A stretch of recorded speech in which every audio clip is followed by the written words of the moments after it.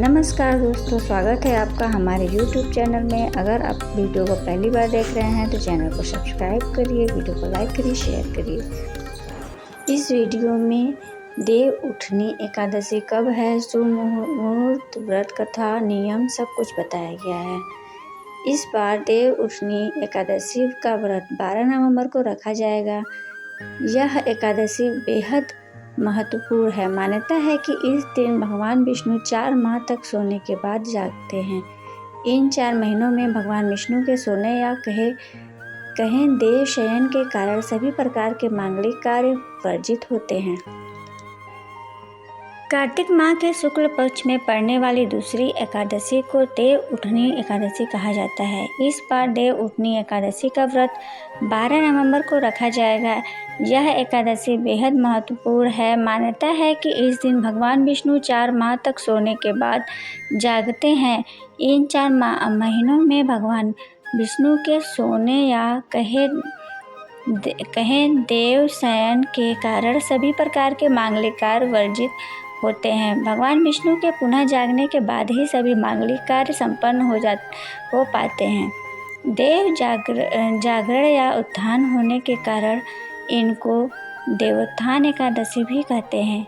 इस दिन उपवास रखने और कथा सुनने का विशेष महत्व है।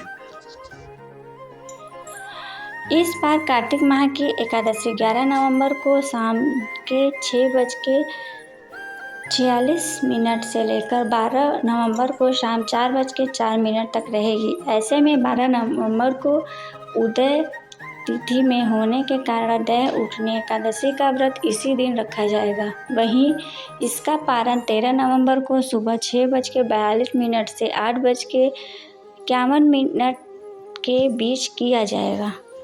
आइए अब जानते हैं देव उठनी एकादशी का पूजन विधि क्या है। देव उत्थान एकादशी के दिन सुबह सुबह सूर्योदय से पहले उठकर स्नान आदि कर लेना चाहिए। इसके बाद गन्ने का मंडप बनाएं और बीच में चौक बनाएं। चौक के मध्य में भगवान विष्णु का चित्र या मूर्ति रखें। इसके साथ ही चौक से भगवान के चरण चिन्ह बनाए जाते हैं जो ढककर रखने चाहिए।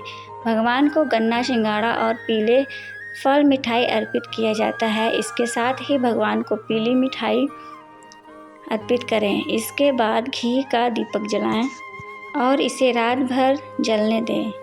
यहीं पर बैठकर विष्णु पुराण और व्रत कथा सुनें। अगर विष्णु जी के सच्चे भक्त हैं तो वीडियो को लाइक करिए, शेयर करिए और कमेंट बॉक्स में जय विष्णु लिखिए। देव उठनी एकादशी के नियम।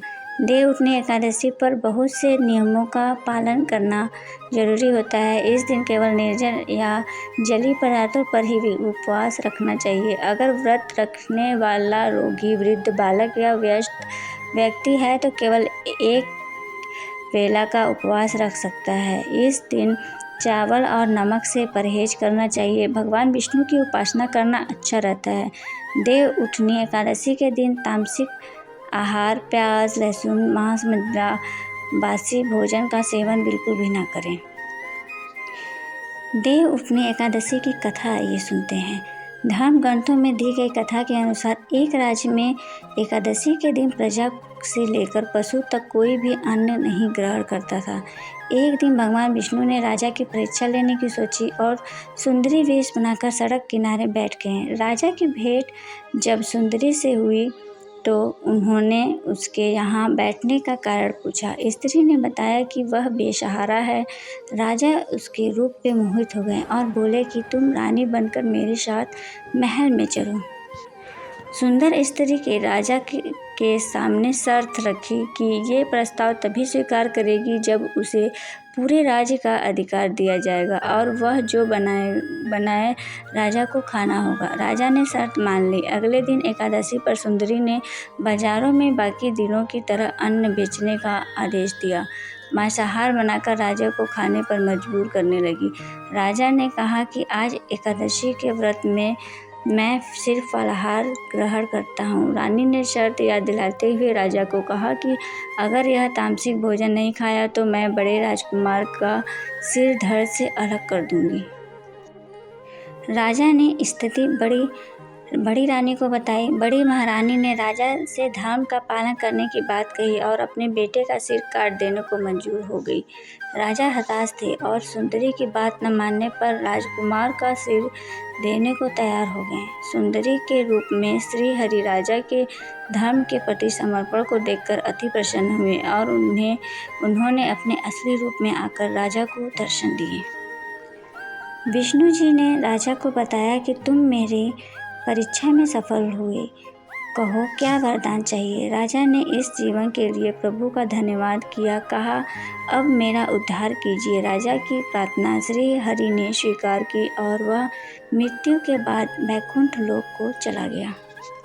अगर आपको वीडियो पसंद आती हो तो चैनल को सब्सक्राइब करिए, वीडियो को लाइक करिए और शेयर करिए। कमेंट बॉक्स में जय हरि नारायण अवश्य लिखें।